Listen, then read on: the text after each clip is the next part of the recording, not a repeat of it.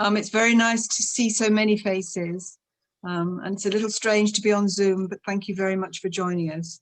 So my name is Dr. Louise Jones. I'm the new chair of Healthwatch Camden, and I'm sure that I haven't met very many of you, if any of you, before, and I just became chair in December last year, so I'm new, and this is my first Zoom meeting of this nature. So on behalf of Healthwatch Camden, I'd like to welcome you all to this event.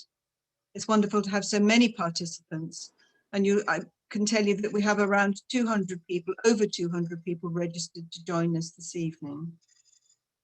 Because we're such a large number, I want to go over a few housekeeping rules which will help us to make sure that the meeting runs smoothly. We ask that everyone except for the speakers remain on mute at all times. You'll find that you're automatically muted. Well, we see that didn't work, but I think we are muted now. Apologies for this. We also ask that everyone except the presenters turn off your videos, because this helps improve the online connection and means that we can all find and see the speakers and interpreters easily. So if you wouldn't mind, I could ask you to do that now. There is no chat function working for this meeting. This is because if everyone is messaging, it can be distracting. And with so many people on the call, we just won't be able to keep up. The meeting is being recorded, so you can listen again if you miss anything.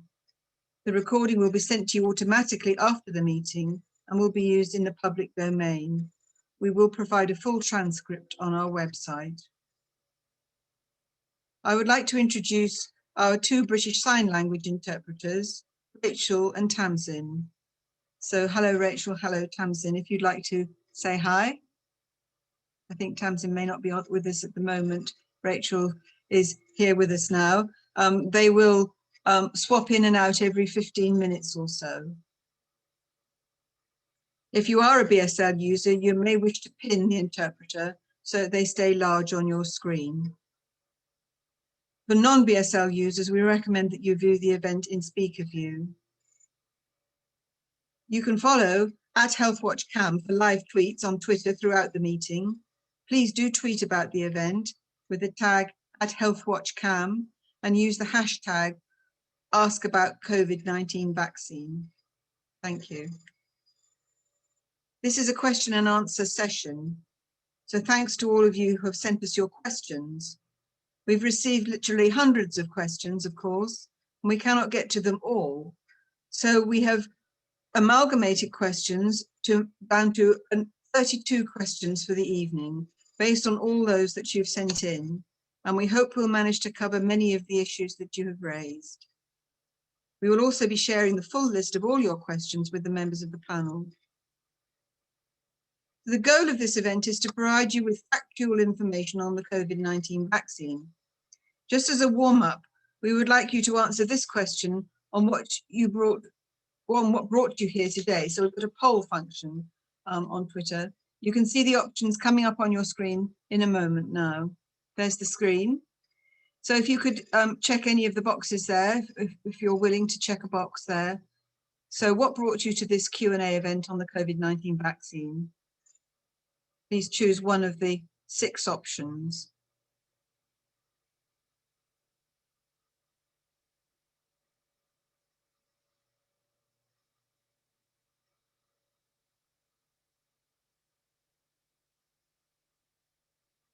Okay, thank you. I think that once everyone's answered, we can remove that from our screens. Thank you. And there's the result. So there's a range of answers, but the most common one there is I want to hear from local expert panelists. So that's nice. So that's reassuring for our panelists tonight. Could I ask those of you who haven't switched off your cameras to do so, please, because it improves the connection for the rest of the group. So once we get going, I'm sure that will work okay for you. So let's move on to introduce the panel. So to answer the questions, I'm delighted to introduce our panelists this evening. So we start with Piers Simey, who is the Acting Director of Public Health for Camden and Islington Public Health. We have Dr. Tina Agrawal, from the museum practice. We have Dr. Francis Bayer from Brondesbury Medical Centre, Dr. Amara Hughes from Bloomsbury Surgery and also Clinical Director of the Central Camden Primary Care Network, and Simon Wheatley, Assistant Director, Primary and Community Commissioning, the North Central London Clinical Commissioning Group. So the first thing will be for each of the speakers to introduce themselves to you with just a few short words about themselves. So Piers, would you like to go first? Thank you and good evening, everyone. We've all been affected by COVID in so many ways, and this continues. The one constant of COVID over the past year has been changed.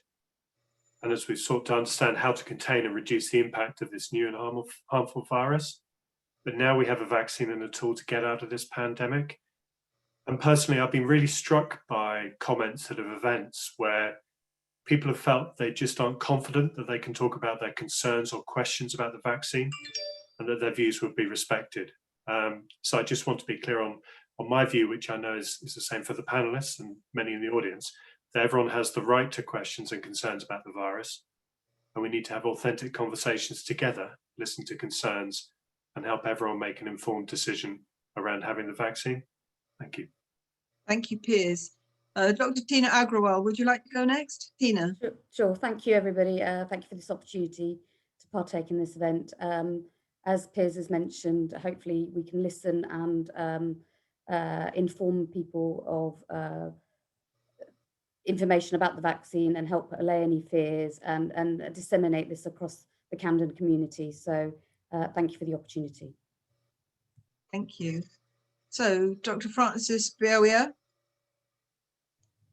Thank you. I think that I echo what my colleagues have said, and also would like to take this opportunity to acknowledge anybody who's been affected by COVID this time, because we appreciate, certainly from my experience as a GP, is that there are many families that have been affected both directly and indirectly by COVID, and I would like to use this opportunity to acknowledge that and hope that we can use this time to positively work and educate our community about vaccination and the benefits that it can have at this time.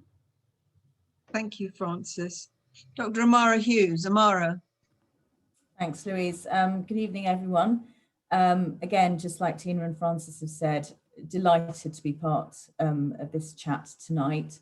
At my practice, we are running one of the COVID vaccine hubs. We were one of the first to go live in Camden. So, and we're just looking at the data today, we've vaccinated so far about 8,500 people in Camden in the top 6 priority groups, and we continue to do so.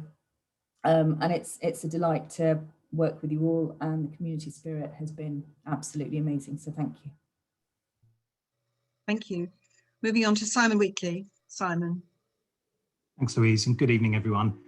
It's one of the perils of going last. I don't really have anything good to say on top of my esteemed colleagues, but it's I'm really delighted to be invited tonight, and I've been really privileged over the last few weeks to be able to work with our GP providers, as well as our broader community providers, mental health, adult community, to navigate the pandemic through the vaccination programme. And it's been a real privilege to be involved and to share some of the information and learning from that tonight. Thank you, Simon. So I think we'll move on now straight into the questions, because we need to move quite swiftly to try and cover as much ground as possible. So the first set of questions we have are around the safety of the COVID-19 vaccine. So the first question is to Amara. The question is, I am nervous that this vaccine was rushed. Can you explain how it was developed so quickly? And can you assure us that it is safe? How do we know if it will have any long-term impacts? Thanks, Louise. It's a question that we're hearing a lot from people, and understandably so. One thing we have to remember is it hasn't been rushed. It has gone through all of the checks and balances and safety checks, and has been approved by the MHRA, which is the medicines regulator, and it's gone through all of the vigorous safety checks that any medicine goes through before it comes to market. We've now as you all know from the press, we've now vaccinated 15 million people in the country as well. And we've got a huge amount of safety data around it. I'm pleased to say, having worked in our hub where we've been vaccinating since the middle of December, we haven't had any serious reactions or any adverse effects.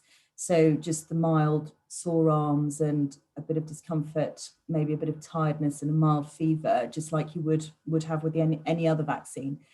So I think we can rigorously say that this vaccine appears to be very safe. In terms of long-term data, again, from the way these vaccines are made, there are no biological products in them. There are no virus particles in them. There are no blood products. There are no animal products. There are no human products. So the safety, the long-term safety profile of these vaccines, I think we should also be very, very confident about that. There shouldn't be any long-term impact to any of our health. So please come forward. Thank you, Amara. So Francis, our next question is for you. Ethnic minority groups have been disproportionately impacted by COVID-19. Due to issues of systemic racism and bias, data has shown these communities are more hesitant to get the vaccine. What would you say to these people? I think the response to this question is really quite heavy, but to summarise, I think what's really important to recognise is that the effects of racism and the social determinants of health are really quite intertwined. And this is things that the government are looking at. There are many committees that are really trying to pick out what the detail is here. But it does seem what's becoming apparent is that the people who potentially need the vaccine the most are the group that seem to be more wary of it. And certainly from what we can see, there are mechanisms out there where there is a spread of misinformation. And what's becoming clear is that this misinformation is almost like a virus in itself, in that one person says something and then there's Chinese whispers and it blows up and becomes something completely different. So we've got the COVID vaccine kind of, and the COVID-19 virus doing something, and then you've got misinformation perpetuating that. So what I would say to people who are hesitant and who are hearing things or who are misinformed is that you really need to fact check. And I hope that this is an opportunity where people can do that. But if you see information that's out there that's saying, things that you don't really understand, the virus has fetal cells, Amara's pointed to the fact already that, there isn't anything, there's no gelatin in there. So that, there are lots of facts out, lots of misinformation out there that people are making a fact in their mind. But my advice to people would be seek help, look on informed websites. If there's something that you find, fact check it with somebody who is knowledgeable and has information, and make sure that the source of information that you have is reliable. And certainly there are many such webinars like this from community leaders, from GPs, from Public Health England. They are all there, but perhaps not advertised as well as the misinformation sites that you can find factual information about the vaccine. So that would be my advice to people who are hesitant and who are unfortunately becoming exposed to what we are calling, the virus of misinformation. Thank you. Thank you, Francis. The next question is for Tina Agrawal. Tina, I had COVID-19 very badly from March to September 2020 for 6 full months. Is it safe for someone who had COVID to get the vaccine? Am I immune? And do I still need to be vaccinated? Will I have worse side effects from the vaccine? Tina. So, obviously it's not very nice that people have had COVID, but they may have some autoantibodies there, but I would still encourage everybody to be vaccinated, to get that booster that they need. It also, we know from the vaccine that it helps reduce transmission. So it not only protects you, but it protects your family and people around you. So it is very, very important. Outside the UK, they're talking about whether you should have 1 or 2 doses. The government still recommends in the UK 2 doses, even if you are COVID positive. The first one, whenever you're eligible for it, and the second dose 12 weeks later. Thank you. So staying with you, Tina, we have a question on pregnancy and fertility. So the question is, can pregnant women be vaccinated? What about breastfeeding women? Also, will the vaccine impact my fertility if I want to get pregnant in the future? So Tina. if I answer that in reverse order, regarding the fertility, the vaccine has neither the Pfizer or the AstraZeneca has any impact on fertility. It is not changing any genetics. It's not changing any reproductive functionality there at all. What we are advising is caution, because they are newer vaccines, though the AstraZeneca is very much like the flu vaccine, which is used in pregnancy and in breastfeeding. I think these are conversations for individual level to assess risk benefit. There's no absolute no, but a conversation with a healthcare professional should be had about whether you should have the vaccine or not, depending on your risk profile. Thank you. Righto, so the next category of questions is about COVID-19 vaccine ingredients. So the first question is to Amara. What are the vaccines made of? I think you've kind of covered this. If there's anything further you want to add, is there pork gelatin or any other animal products in any of the vaccines? I think you probably gave us the answer already, but Yeah, you just absolutely. reaffirm your answer. There are no pork, gelatin, animal, blood, no organisms of any kind in the vaccine. They're made in the lab. They are engineered in a laboratory. So there is no live ingredient in there. Thank you. Francis, and a question for you. Do the vaccines have COVID-19 in it to make it effective? And will the vaccine give me COVID-19 in any way? So this question, I think, what's important to realise is how the vaccine works. I think that answering that might help people understand better about it. Firstly, categorically, the vaccine does not contain the live virus. So having had the vaccine, it's not the vaccine that can give you COVID. How the vaccine is made, that essentially it contains a messenger RNA, which is different to DNA. So it's got nothing to do with our integral being and with the nucleus of our cells. This is RNA that can come in and out of cells. And essentially what the vaccine does is it gives instructions to our cells to make a harmless piece of protein called a spike protein, which is basically found on the surface of the virus. So if everyone recalls seeing pictures of this virus, and the reason it's called corona is because it has these kind of spikes over the cell, and that's how one identifies it. So these spikes are basically what the vaccine helps us produce. And once our body recognizes these spikes, our body produces immune antibodies, or another word for antibodies is fighter cells, to basically be able to help defend us should we be exposed to coronavirus. So the beauty of this vaccine is that once you've had the vaccine and the messenger RNA, which is given in the vaccine, enters and triggers this response, within 2 or 3 days, the messenger RNA actually self-combusts and it dissolves and it disappears from our body. So not only does this vaccine help produce fighter cells, but equally the ingredients that's used to do that actually dissolves within the body within 2 or 3 days. And I think that is what makes us so confident that actually the vaccine is not likely to cause any long-term effects on things like fertility and pregnancy, as Tina had alluded to before. I think what's really important to stress at this point is that, we have done now 10 million vaccines plus 15 million, I think, at the weekend in the UK. And it's really reassuring to see the very, very small amounts of side effects that are happening.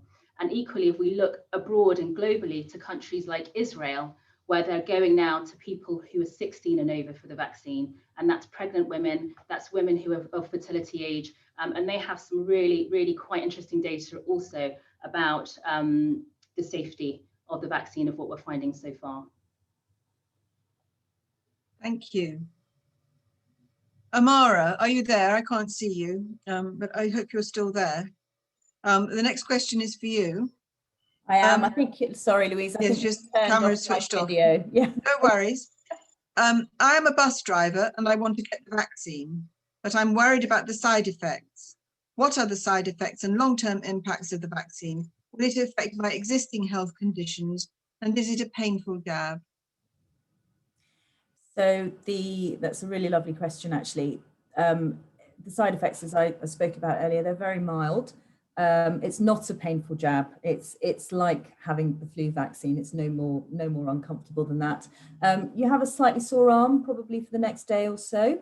Some people have reported feeling tired and having a mild fever, which settles with paracetamol. And anybody with a long-term condition, we would say you absolutely should have the vaccine, because you're obviously you're actually more at risk from COVID, from actually you're more at high risk of COVID than somebody without a long-term condition. So I would definitely encourage you to come forward. And the long-term impact, as I alluded to earlier as well, we think these vaccines, from what we know about them, they're incredibly safe. There isn't anything, there are no ingredients in these vaccines that suggest that we should be worried about any adverse long-term effects. So please come forward for your vaccine, definitely. Thank you. So Tina, there's following on from that, somebody asks, I had really bad side effects when I got the first dose. I had chills, fever of 39, a lump and pain around the jab, tingling, tinnitus, left weak hand. Where do I report these side effects? And is it safe for me to get a second dose? So obviously these are some of the side effects that are quite common with the vaccine. I think it needs, if there are persisting side effects, because most of the side effects are what we call transient, so they last for a day or two and resolve on their own. But if there's anything persisting or that's uncomfortable, they should seek advice through their GP or 119 as another source of advice, or they could also talk to their pharmacist as well. With regards to reporting mechanism, obviously we are collecting data on this. So patients can self-report using the yellow card system, which is available on the coronavirus government website, or they can report it to their healthcare professional, who will report it on their behalf. But luckily, as we've all mentioned, huge numbers of vaccines have been given quite safely without any significant alerts coming through that we've been informed as the medical profession. So the common ones of the sort of the painful arm, the lump, fever, tiredness, mild headache are there, but nothing beyond that, and nothing that lasts more than a day or two. And is it safe for me to get a second dose if I had a bit of a reaction the first time? Yes, I mean, it's often if you're anxious, you can mention it to the healthcare professional that's delivering the vaccine. But usually, if you react first time, you tend not to react the second time because your body's already primed for the virus. Right. Okay, thank you. So we move on now to some questions for Simon and Piers about the details of the local vaccine rollout and vaccine availability as our next category of questions. So Simon, the first one's for you. My wife and I are in our mid-80s and had our first dose of the Pfizer vaccine on the 30th of December, but our appointment for a second dose was cancelled, which makes us concerned. Will we be contacted to schedule our second dose? And how will second vaccinations be managed? Simon. Yeah, thanks, Louise. So for residents who had their vaccines booked in December, at the time our primary care sites were operating under guidance that meant the second dose should be booked at 3 weeks. So that was set out in national guidance at the time. At New Year's, we received new guidance nationally from the 4 chief medical officers of the United Kingdom to set out a new ambition, which was to defer the second doses from 3 weeks to 12 weeks. And so that was for a number of reasons, but in particular to ensure the fullest possible spread of first doses in order to minimise disease, COVID incidence in the United Kingdom. So people who had their second dose booked at 3 weeks will have, for the most part, had their second dose cancelled at that point, with the expectation will be rebooked in the future. Now, our PCN sites will be going through the consistent process they've been so far, so people don't need to worry. They will be contacted by their practice. Camden is using a consistent call and recall process, so people would be contacted by phone initially or by letter to have their second dose scheduled. And there's also a point of care software called Pinnacle, which is recording everyone's vaccine to make sure that that supply is organised for 12 weeks hence. So that will happen automatically and people don't need to worry. However, if they feel that they've been missed out for whatever reason, then they should contact their practice. So you are confident that there will be sufficient supply of vaccine for the second doses? So I think there's a supplementary question on that, Louise. But I mean, yes, in essence, we're working, the slight ambiguity is that we're working nationally with a supply chain that's new, and our PCN sites in Camden and elsewhere are operating under what we call a push model at the moment. So the supply nationally is being pushed to sites. What we're trying to do nationally is shift away from a push model to a pull one. So where PCN sites say, I need to book in these patients at this time, and there's a bit more flexibility for our PCN sites to expand the range of patients they're vaccinating, but we're not quite at that point yet. Okay, thank you. So moving on to Piers. So the first question for you, how many people in Camden have been vaccinated so far? Have they been effective? What is the uptake of vaccines, taking into account indicators of inequalities? And will any changes to the arrangements be made as the next priority groups are invited for the vaccination? There's quite a few questions in there, but if you could start, and maybe I'll come back if I don't feel I understand your answer. Thank you, Louise. So 4 questions in one. It's pause for thought, really, to reflect that the first person to be vaccinated in Camden was on the 8th of December. Seems such a long time ago, but only just over 2 months. Since then, from the data we have, around 30,000 Camden residents have been vaccinated, and clearly the number grows daily and impressively. Have the vaccines been effective? We're seeing signs of positive impact nationally, but it's possibly just a bit too early to say. This will be in the news, and I think reports are scheduled, but as of yet, we know that the vaccine reduces severe illness and death from all the research so far, and the bulk of that protection comes through the first jab. So in terms of impact on lockdowns, the current lockdown we're in, we know that the impact on infections is through the lockdown. We're not yet clear around the impact around the vaccination on it. In terms of the indicators of inequalities, we know that people living in the most deprived parts of Camden are less likely to take up the vaccination. And it also appears that uptake in different ethnic groups is lower.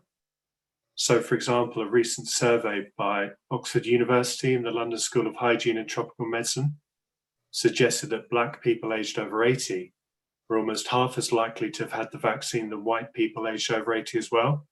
The gap may have narrowed amongst younger populations, but it's something to consider, and local data suggests we're seeing similar gaps as well. We clearly want to understand why, local intelligence from all our communities, and see how we continue to support people around making an informed choice. And then in terms of the last question about any changes to the arrangements for the next priority groups, we are expecting an announcement soon, but as things stand, we've just moved from the first 4 vaccination groups into groups 5 and 6, the 5th one being those aged 65 to 69, and then it's everyone with underlying long-term health conditions as well. So these have been set for the clear reasons around reducing the risk of harm from COVID. And as things stand, we will push through to all the first phase of priority groups ongoing. Thank you. There's another question for you now, Piers.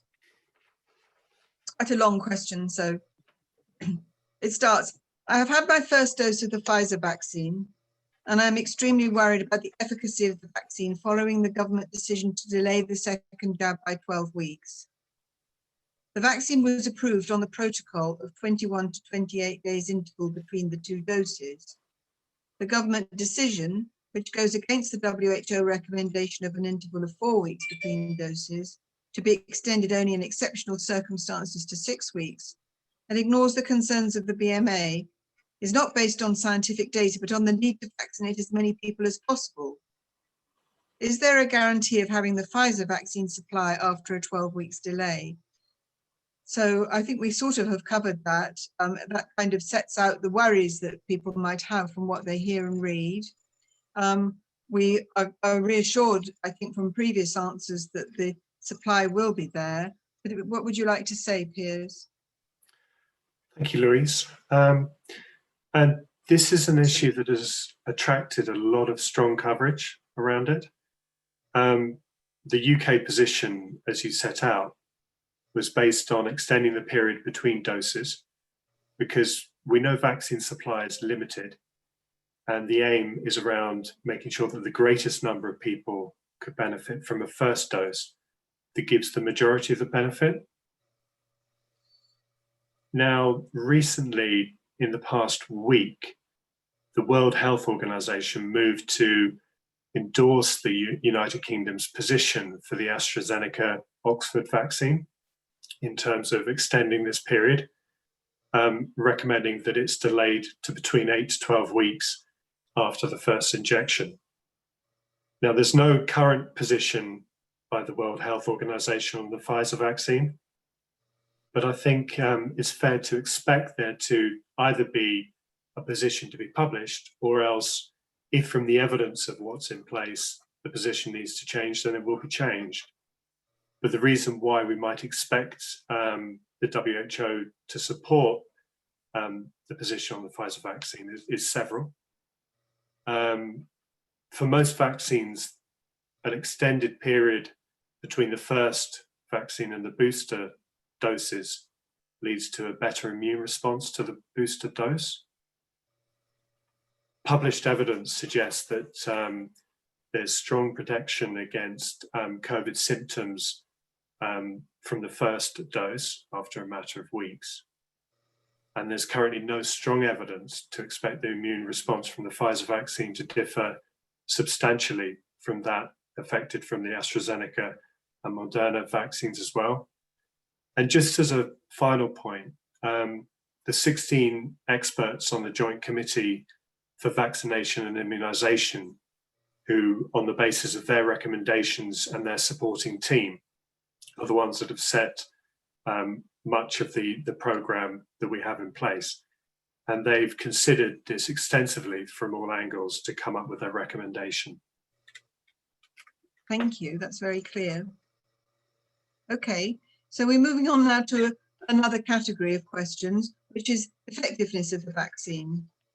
So, Tina, the first question is for you.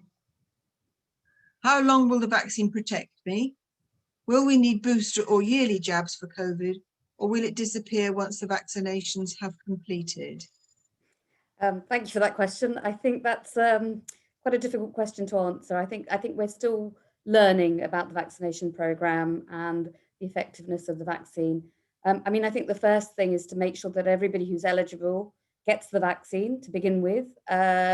We will get more data about its effectiveness and how long it's protecting you for as the data comes along. I think there is suggestion in the media and in the medical press that there will be needed to have booster shots, like the flu vaccine that happens yearly. Also because viruses mutate and change, and we know that's already the case happening in a small minority of cases. So I think this will be work in progress. I don't think I have the answers, and I don't think anybody else knows that definitively. But our main aim is for as many people to have the vaccine in the first place, to start off with. And if there's anybody who has any doubt or any questions, just to raise it to a healthcare professional who can try and allay or discuss those questions or fears with them. Thank you. Amara, now on to you.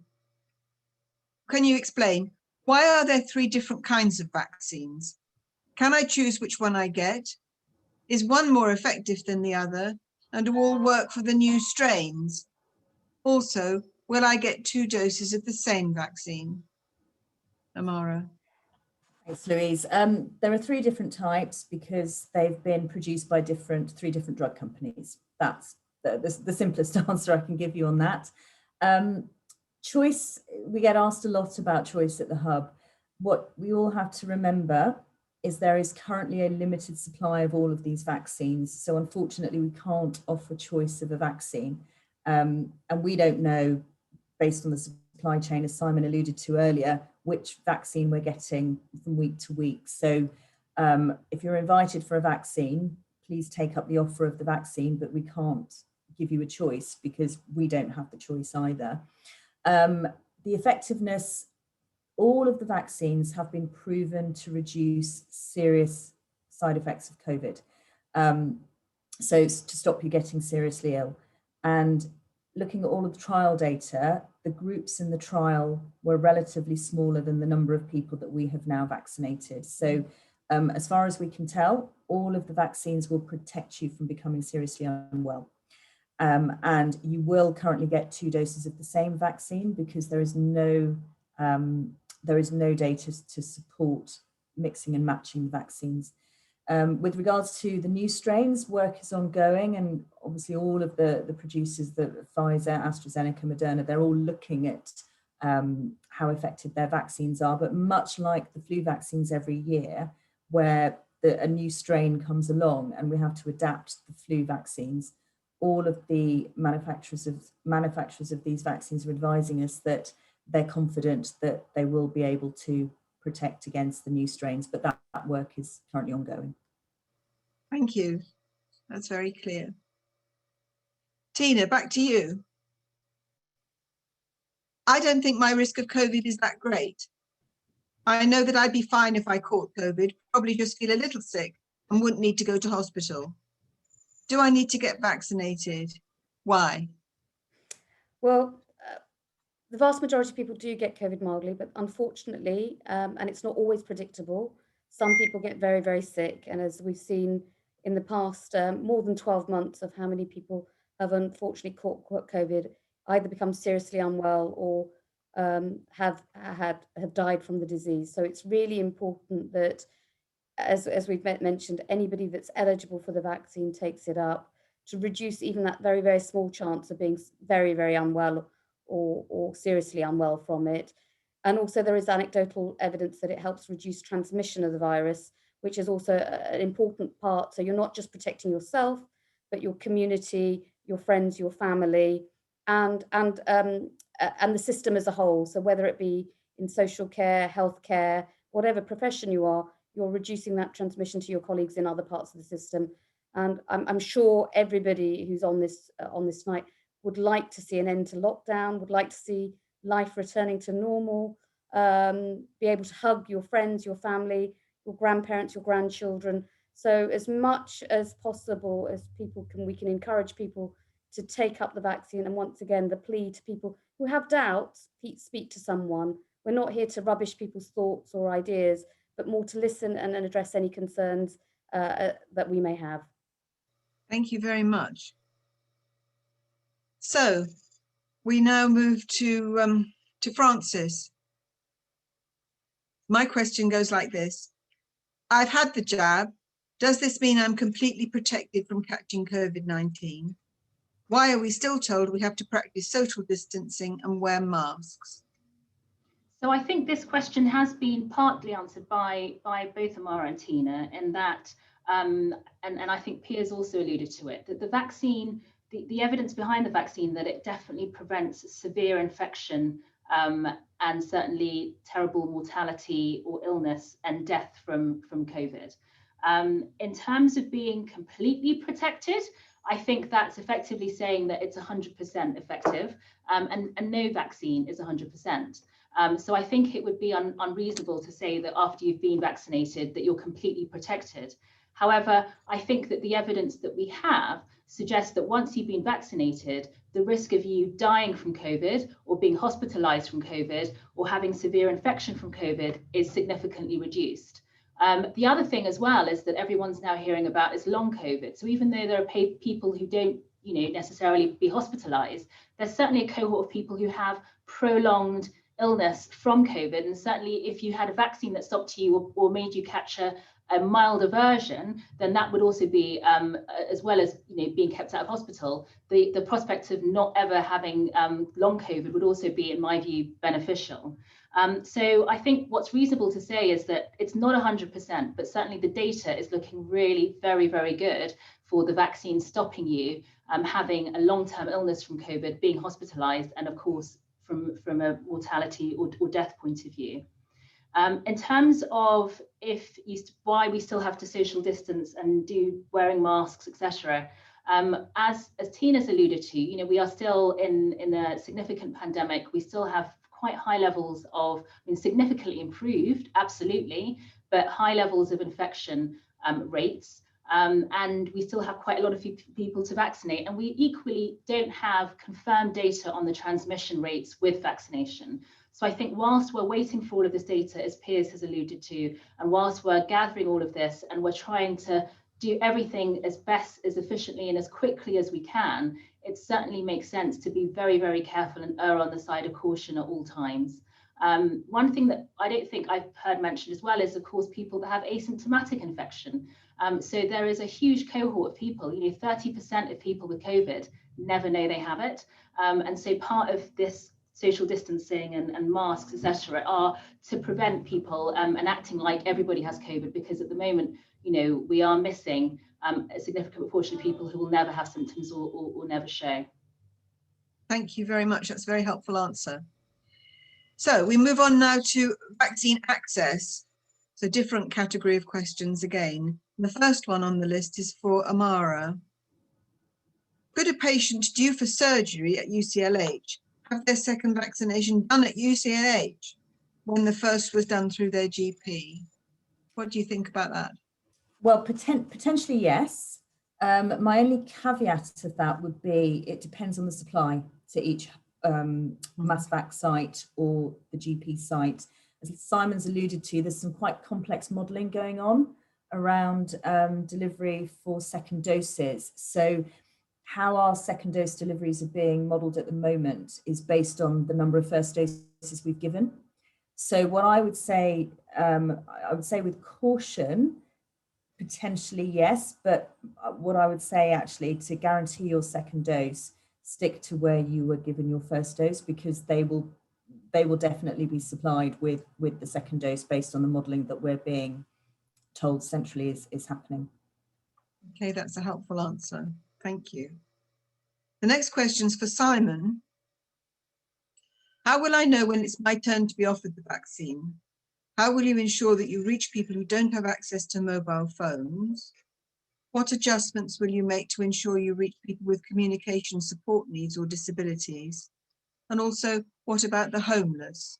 So again, there's lots of questions in there, but as I say, I'll come back if I don't feel clear myself. Yeah, thanks, Louise. If I lose my train of thought, it's a bit like a Russian doll question. To start off first on the point about how will I know if it's my turn. So we've mentioned a few times about the JCVI, the Joint Committee for Vaccinations and Immunisations. So that's a governmental body that has set out a framework for prioritisation for the population.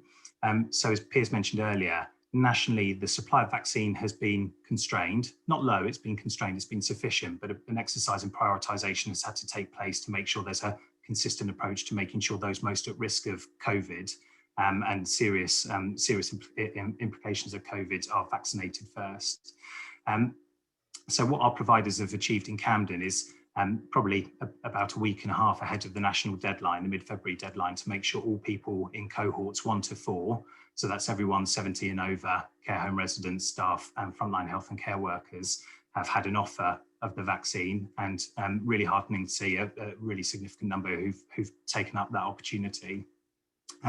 So the JCVI sets out the order in which our sites in Camden and elsewhere can actually progress through the population in a consistent way, and there's limited local flexibility to work around that.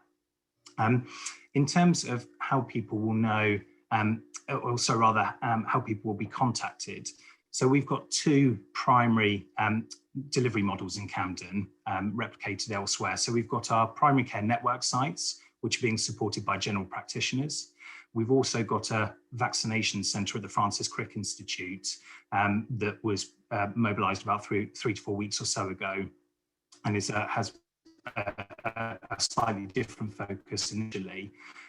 Both of those services have a slightly different way of booking an appointment. So the primary care sites are contacting people, and very similar to the flu campaign, and the call and recall processes that support the flu campaign. So people are being contacted by on the phone. For those who aren't being contacted on phone, they're being sent a letter. So there's belt and braces to make sure people are being followed up. With the vaccination centre at the Francis Crick, that's using something called the National Booking Service. So people are eligible to book in there will be receiving a letter of an invitation to use a website to book an appointment. So it's a slightly different service now with primary care. So our primary care sites will be contacting people as they become eligible on the JCVI cohort. So people don't need to worry. They will be contacted at the right time and people won't be missed. It's based on the Camden GP clinical record. So it's very comprehensive and very consistent. In terms of people who've got additional communication needs, that will be recorded on people's on the clinical system that Camden GPs use called EMIS. So people's family members or advocates will be contacted. People don't need to worry, those communication needs will be identified. In the borough, we've worked with providers to facilitate a pan-Camden approach to specific population groups. So for example, those with learning disability, those living in care homes. So for those residents who've got specific needs, those are being reflected in the approach that the sites are taking, and they're working together. And I can see a couple of CNWL colleagues on the call today, and we've been really grateful for the support from our adult community provider in putting those plans in place. The final point I think was specifically around homeless residents. So I know this is an area that's of particular interest to lots of people in Camden. We are having a very active conversation at the moment about a consistent way to make sure that all homeless people are picked up and that no one's left behind. So actually, I'm really heartened that a number of homeless residents have already been booked into our primary care sites and have received the vaccination that way. We also have a significant number living in hostels at the moment, some supported by Greater London Authority, some who are living in other hostels. And we're just exploring a number of ways to reach those residents, because we know homeless people have complex needs and quite complex living conditions. And we think we're probably going to need quite a multifaceted approach to making sure that they're covered consistently. But rest assured, we've got a plan, and people are already coming through for their vaccines from that community. Thank you. That's very good to hear. So we'll move on now to peers and the same category of questions. So my question here goes: I was sent a text this week inviting me to make an appointment for the vaccine either at my GP or at Belsize Priory Health Centre. As I have mobility problems, I wanted to make an appointment at the GP where I can park outside. Parking is not possible at Belsize Priory except on Saturdays. I tried every day, a few times each day with no luck, and today I received a message that there were no more appointments this week. I will be contacted in due course. Any advice, please, to ensure an appointment that I can get to easily? Sounds like this has been a bit of a logistical headache. And I don't know if my GP colleagues will agree with this, but I'd recommend getting in touch with the practice to discuss your needs, because it seems like this is falling in between the availability of slots and versus your own transport arrangements. Clearly, accessibility to the vaccination program is so vital, and this needs to be addressed for you. Any comments from our GPs? Can I come in there actually, Piers? Please. One of there is a transport link, actually, Simon, you might be able to share that, who are helping support patients get to appointments. We've been working as well with our CNWL colleagues with housebound vaccinations. So if somebody's unable to get an appointment, they are able to get vaccinated at home. And the third thing that we've done around My Hub, and it's worth, I don't know whether Belsize Priory have done this, whether these conversations have happened. We worked with the council and we've suspended all of the parking around our hub, so people can drive and park without getting a ticket. So that supports mobility problems. So hopefully there are ways to help support this individual. That's helpful. Tina, and then Francis. Yeah, and I was just going to say, obviously, when the programme first started, it was limited to a number of sites, and there was limited vaccine availability and choice. But actually, that has expanded hugely. So we have more local sites, we have more mass vaccination sites, so there is more choice. We are limited by vaccine supply. So if it arrives on a certain day, we tend to get the appointments go out on a weekly basis. And sometimes that feels like there's no more choice, but there will be choices later on. And once again, if you make your needs known to the team that either helping support you book in the appointment or to your local practice, we will keep your name on a list and we will try and accommodate your needs as best as possible. So where we've worked with people who have had no phones, by contacting their neighbours, housebound visiting, outreach work with the hostels. So we are trying every avenue, but we do need to know about you to help you support your, you coming forward. Thank you. Frances, did you want to add? Yeah, I mean, given that I work at the Belsize Hub, it was really just to say that our federation have actually just got a contract with a taxi company. And so we definitely categorically can help this group of patients by offering transport, and that is there. And if you contact your GP or Haverstock, they can arrange that. And just really to emphasize what Tina was saying, that now, even though at Brondesbury, we help with Belsize prior, because we have had a low uptake of our patients because they won't travel far. We are offering satellite clinics within the practice, and that actually we found is incredibly helpful because it is reaching out to a cohort of patients who, for various reasons, just aren't able to make it, 1.5 miles up the road. So equally, as Tina says, it may be that your local practice will be able to offer something more local to you. So really, it's just a matter of highlighting your needs, and we can certainly accommodate.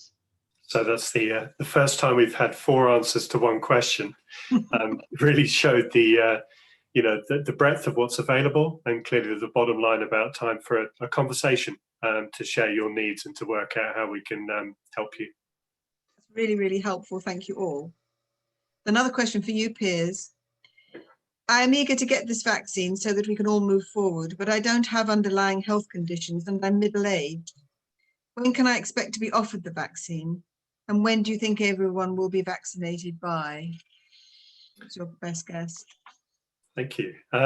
So according to the schedule that has been advertised so far, and this may change, but everyone's been focused around around Valentine's Day for the first 4 priority groups to have the offer, which obviously we're past. And now we're extending into another phase for the next 5 priority groups. So those groups that have identified among people who have the greatest risk of harm from COVID. And as Simon said, these groups are set nationally from that. So really the simple answer is after that. I have some empathy with this because I might be in the queue with you as well. But I think the bottom line is any time between May and September on current schedules. Excellent. Thank you very much. I was going to be a little jump in there. Sorry, yes, Louise. Please do. Just to say, I think I'm going to be a bit more optimistic than Piers on that. As you know, we are really doing really well on the vaccination front. No one thought that the UK would be at 15 million by Valentine's Day. They've upped the offer. We've got to get to 32 million by the end of April. So that's pretty much, nearly half the country. So that's really good. We're making leaps and bounds. And if you look at all those vaccine calculators that were on lots of websites, you were waiting till 2022 if you were in your late 40s or something. Actually, if you now visit those websites, they're pushing you further ahead. So I think hopefully we'll be in a much more optimistic frame of mind. Excellent.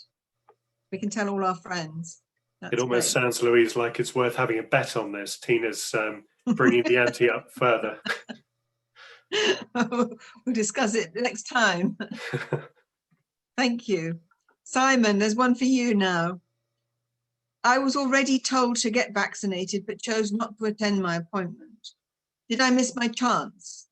Can I be rescheduled, or will I need to move to the back of the queue? So I think I can cover this one really quickly, Louise. No, people haven't missed their opportunity. I think if they're in those eligible cohorts, so they're already, which presumably they are by nature of being offered an appointment, I would encourage them to contact their practice, and their practice will make sure they're on the they're put forward for the PCN hubs to be booked into a subsequent clinic. So categorically, people will not be missed that way, and they should proactively reach out to their practice to ensure that they get their jab in the near future. Thank you. So this is really important if anybody is listening and feels they have changed their mind, that you still can put yourself forward. So that's really helpful. So everyone should have confidence that they will be treated fairly and with respect. Thank you. Piers, there's a couple for you now. So there's a very pithy question here. Are there sanctions for not taking the vaccine? And is the vaccine free? Thank you, Louise. So on a run of questions. So turning that double head around, just to say categorically the vaccine is free, first off. The issue of sanctions, you'll have seen a fair amount of discussion around this in the media. I think the first thing to say, and very clearly around this, that vaccination is not compulsory, if I can say that word, in this country for the public. And this position is set out in law. Our approach to vaccination for COVID or for the full range of vaccinations that we have on offer is to focus on good information and support for people to make that informed choice, and changes to this position are very unlikely. So focusing in on the potential sanctions and what's being discussed, I think there are two potential areas that have come up in my reading of the newspapers and other lines. There may be others too. But the first of these around travel. The UK's vaccination minister, Nadeem Zahawi, has ruled out vaccination passports, but there may be government-backed vaccine certificates provided if other countries require evidence of vaccination. And that's something that was running in the papers today.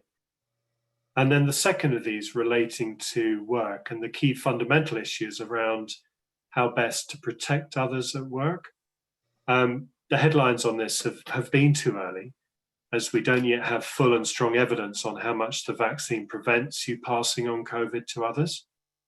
There are people who've said that people won't be able to work until they've had vaccination, but there are others who have strongly pushed for the approach, the kind of flip side of it, of sticking to ensuring as many people as possible are vaccinated to help protect those who can't be vaccinated. So as ever with COVID, strong views on both sides, but there are no sanctions now and the vaccine remains free. Thank you, that's reassuring. And another one that is in the press quite a lot at the moment, and is a bit of a bone of contention, when will teachers be prioritised for their vaccinations? Piers, that's on your list too to answer. Do you have a view? Yes, so this Joint Committee on Vaccines and Immunisations, JCVI, I don't think they've ever known so much interest in their work as before. And we've talked about how they've gone around a process of looking at clinical need and clinical harm and trying to protect as many people as possible from severe illness and death. You've heard this in several answers already. Now, so we've got a schedule which I spoke about earlier. Clearly, many people have pushed for teachers to be vaccinated and to be prioritised. Just this morning, I was listening to Mayor Sadiq Khan advocating for this on Radio 5 Live. But as things stand, the only thing we know is the timetable for vaccinating the 9 priority groups runs through to April. And teachers will be vaccinated within these priority groups due to their age and or their health conditions, but not specifically their profession. A new policy on vaccinating teachers may or may not come into my BBC News feed at any point. I just have no intel to share on this today. Okay, I think it's important what you say, that if you're a teacher and if you're within the age group and you have clinical need, then you will be vaccinated along with everyone else in that age group with clinical need. And that younger teachers, perhaps, there's not so much worry. Sorry, Piers. No, apologies on my side, Louise, for interrupting you.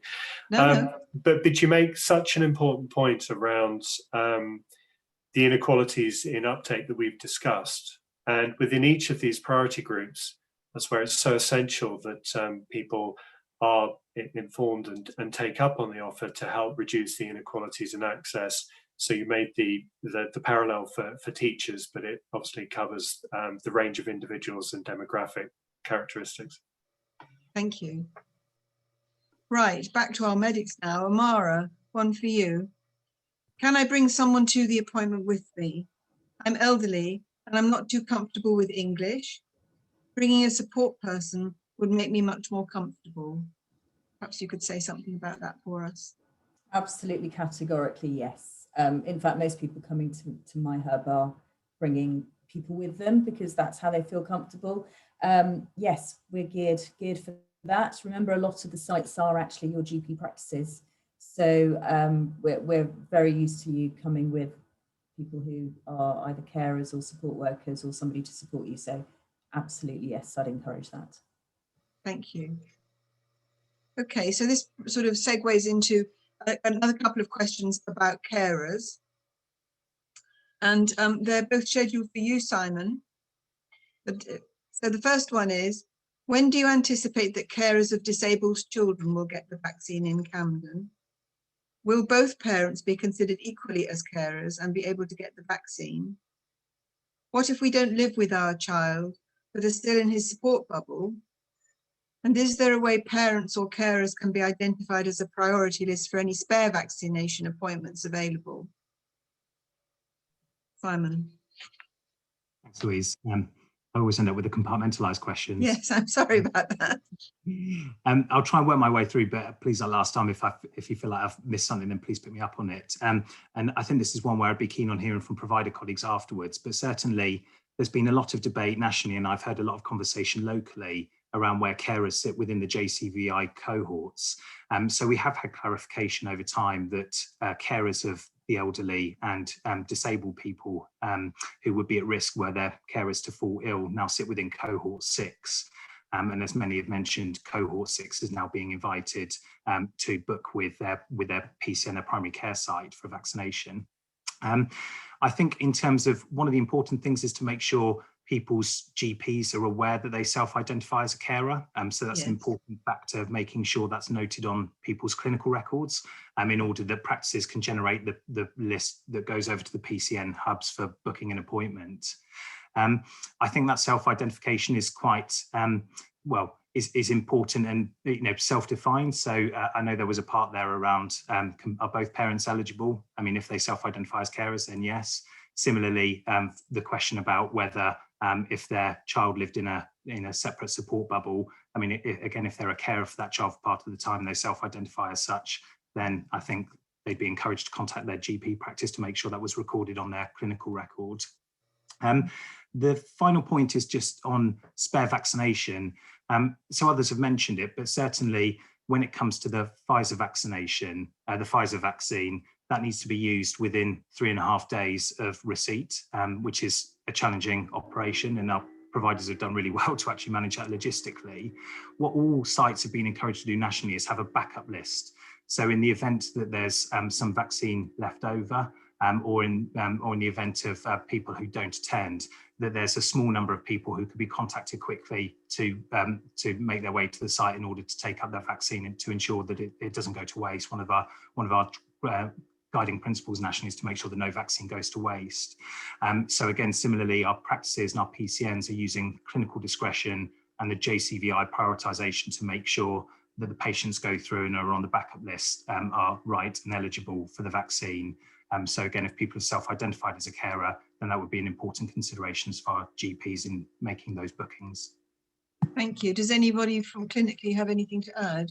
So just to mention that sort of also we've done sessions where we've had people with learning disabilities coming through, often with their carers, who are also due a vaccine partly because of their age or their own clinical things. So we've been co-vaccinating people. So we are using, clinical judgment where it allows us to do that, and we are keeping reserves of people who can be called at short notice because sometimes the vials give us an extra dose, or people are clinically unwell on the day so can't attend for their vaccine, or for other reasons. So we're using every avenue to reach out to as many people to make sure that the most vulnerable are protected.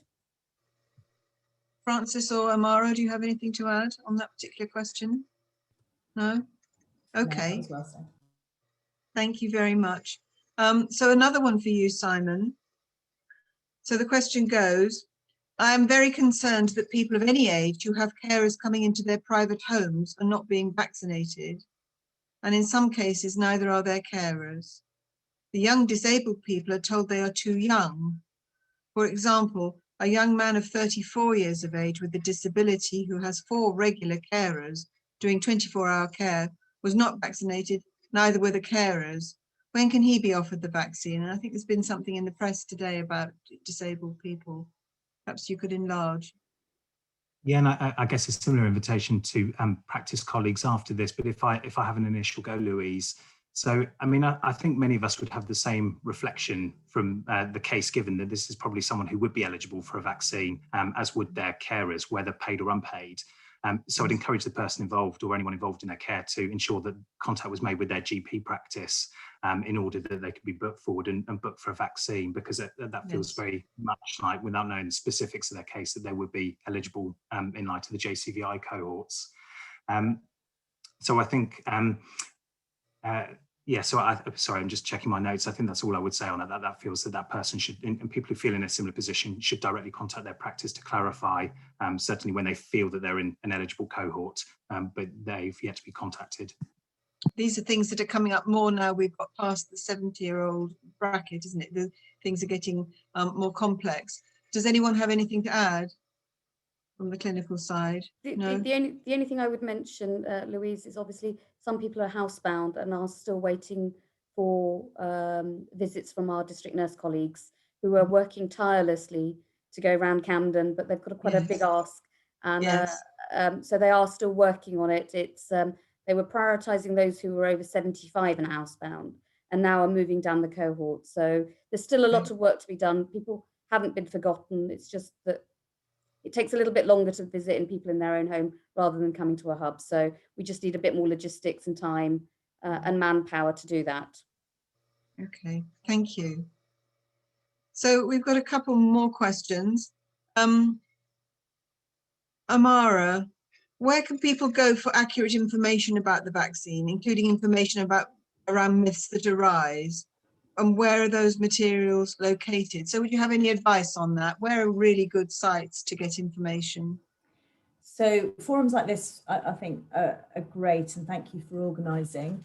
Public Health England have produced lots of COVID-19 information leaflets in various languages. So if they're available on the gov.uk website, and peers might be able to elaborate on exactly what the website is, but if you put into your search engine COVID-19 Public Health England information leaflets, it brings up a variety of leaflets in various formats for people who need larger print and different languages. When people arrive for a vaccination, they're given information on the vaccine, what to expect in terms of side effects, and what to expect after the vaccination. So those are the really good sources of information and reputable sites. Anybody else would like to expand on that? Anyone? So just really about making sure when you're going online that you check the source of your information and try and only look at official sources so that you can trust the information. Francis? Yeah, and there are some really excellent leaflets from different community groups. So, for example, the British Society of Imams has produced a lovely leaflet from the scholars in the Islam community about the vaccine and highlighting specific questions that community might have. Likewise, I think there's been one in the Jewish community. I haven't come across ones in the kind of the Black community yet, but I suspect that's because it's not as homogenous. But certainly there are, as I say, the two that I've mentioned are actually very, very good. So it may be that within different communities, you can find some really lovely tailored factual advice there as well. And these would mostly be available online, I guess. So if you can't get online, where would you go, do you think? If there is some, I can maybe to Shelley, I can send her the links. I don't know if she does something afterwards, but I can send that on. That would be helpful. Thank you very much. And then there's another one for you, Francis. Quite a specific question. I'm HIV positive. Is it safe for me to get the COVID vaccine? Yeah, we get this question quite a lot in terms of people who are worried about their immunity in the vaccine. I think there's a bit of confusion perhaps about people thinking that if they have low immunity or if they're immunocompromised in some way, that the vaccine might be harmful. And I think that what we need to stress, going back to what I had said initially, was that the vaccine doesn't contain COVID. So there's nothing in there that's going to necessarily reduce your immunity or make your immunity any worse. What it does is it gives you a protein or a code or instructions that helps you produce fighter cells or antibodies. So actually, one would almost say that if you do have a condition whereby you're more prone to infections and illness, you're actually more, you would benefit most from having the vaccine, and that fits with the priority groups that Piers and Simon and Amara and Tina have all pointed out before, that the people who need the vaccine the most are those with underlying health conditions and who, were they to get COVID, would be more likely to have severe illness or hospitalization. So the answer is, if it's safe, yes, it is safe because it doesn't contain COVID in it. And because actually, if you are somebody with HIV or a chronic illness, you actually are highlighted as a priority group for the vaccine. Thank you. We've just got 2 or 3 more questions. We've got about 15 minutes left. So we'll press on with these. I think we've got 3 more questions on my list, which I think will probably just be nicely timing for us.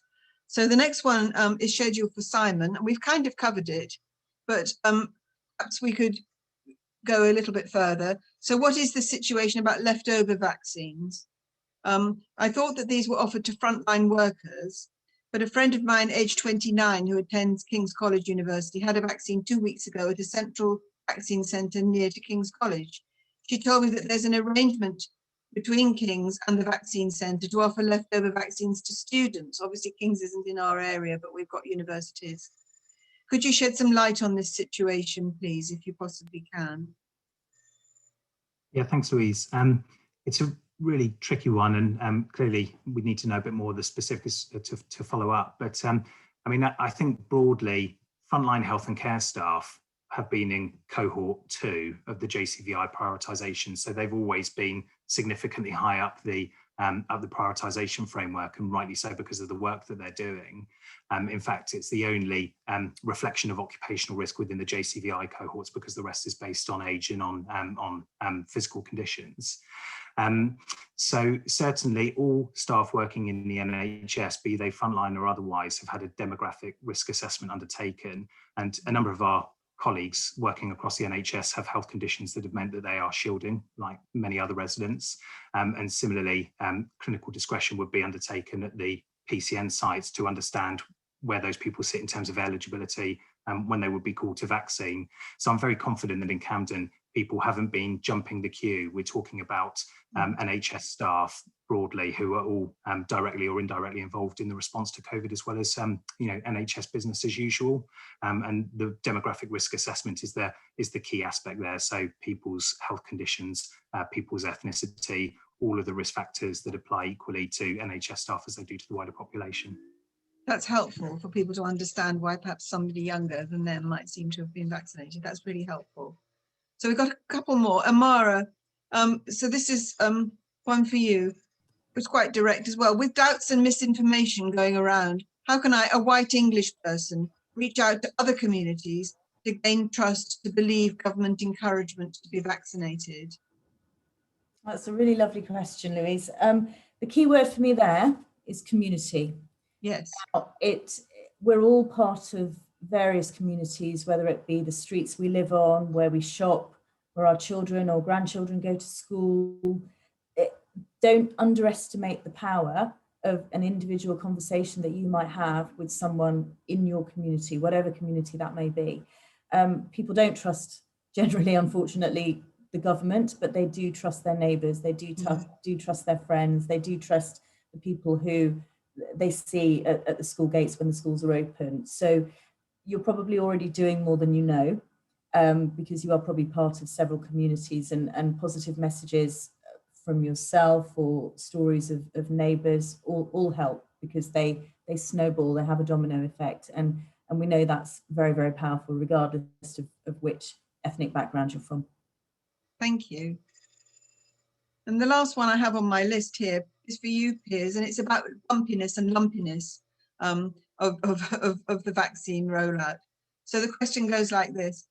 I understand that there are strict criteria about who is eligible for the vaccination and when. So I was very surprised to learn that the borough of Enfield, is offering vaccinations way in front of Camden.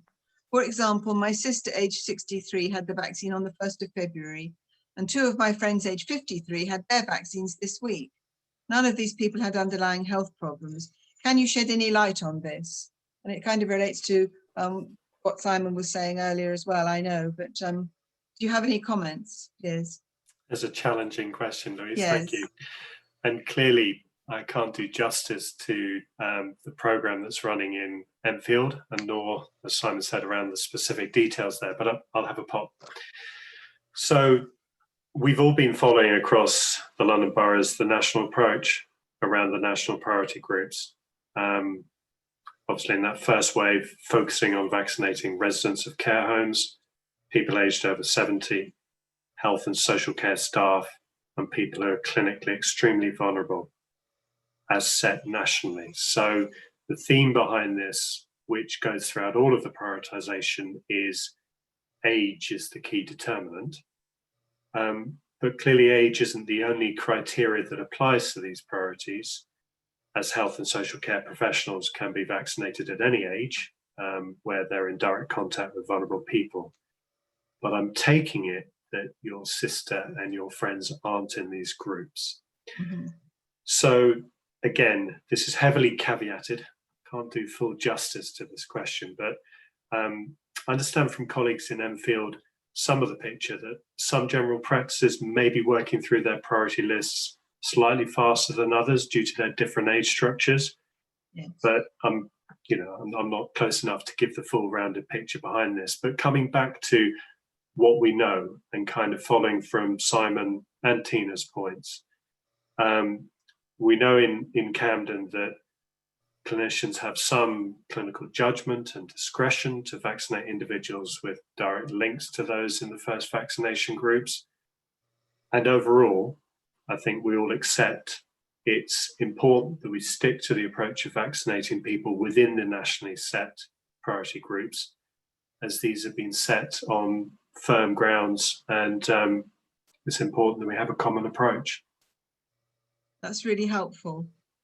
Thank you. Does anyone have anything to add? Tina, yes, please do. So I'm just going to also point out that sometimes ill health or conditions aren't visible to people. Yes, nor do that's they true. shout about it. So if they have a learning disability, or they're a carer in a paid job or an unpaid job, or they have chronic kidney conditions, these things, people may not be aware of them. So yes, the age is the priority, but also the clinical vulnerability.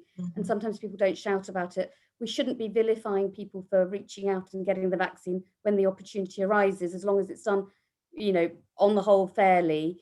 We will all hopefully get the vaccine as an adult population. It is a marathon. This is a long haul program. If it happens, someone gets in an area 1 or 2 weeks ahead of someone else, I think that's it's a one would see as a good result, that we are encouraging as many people to have the vaccine, and at the end of the day, we want as many people to come. That's really helpful. Thank you. So I think if there are no other comments now, I think we'll go to the final phase of our session, which is a couple of more questions that we have as a poll using our polling mechanism. So we've got a couple more questions to ask you, and I hope everyone is feeling sprightly and willing to have a look. So the should come up shortly. Here we are. So the first one: did you learn something new about COVID-19 from tonight's event. This just gives us some feedback for our records and for the next session that we might hold. So if you wouldn't mind answering the question, and there's a second one on there too. How has this event impacted your views on the vaccine? So has it made you more likely to get the vaccine, less likely, or do you think your views are unchanged but you're better informed, or you've had no impact? Please don't be shy, say what you really think. We're robust, we can take it.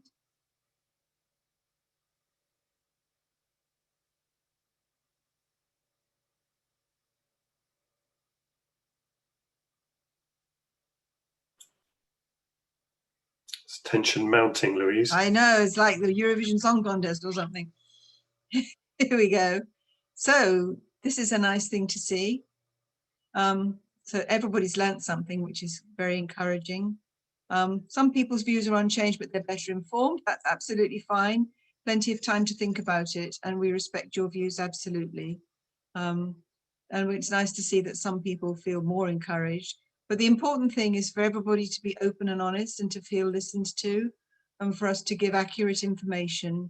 And there is plenty of time if you want to go away and think about it and come back at a later date. The door is always open to you.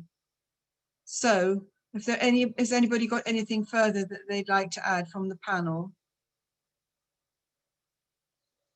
If not, I'll draw the session to a close. I would like to thank everybody for joining tonight. I'm sorry that you've had to have your cameras switched off and we haven't been able to be a little more interactive, but it's just, we have got such a